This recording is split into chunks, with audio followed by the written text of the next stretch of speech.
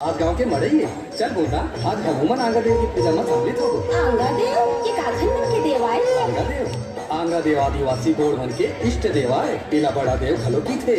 आंगा देव मा लोग कल्याण करिया पूर्वज के जब जीव राज माने आत्मा थे ता बोला लिंगा देव के आदेश ले आंगा देव मा परखाए जाते कहा नांगा देव धारण करिया मन ओखरा आदेश के मुताबिक आगे बढ़ते। तै तो आदिवासी संस्कृति के पूरा जानकारी रखता सन बेला।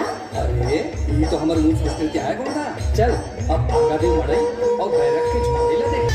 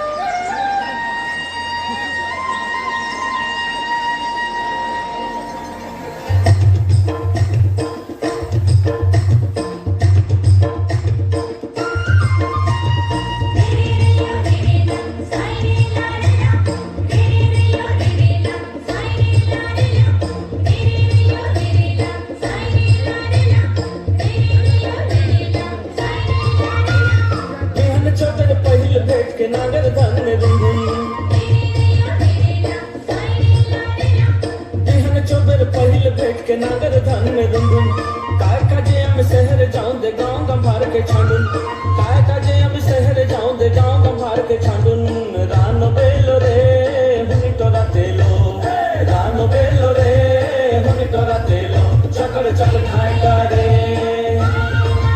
हे रानो बेलो रे हुनी तोरा तेलो रानो बेलो रे हुनी तोरा तेलो चकड़ चकड़ खाए करे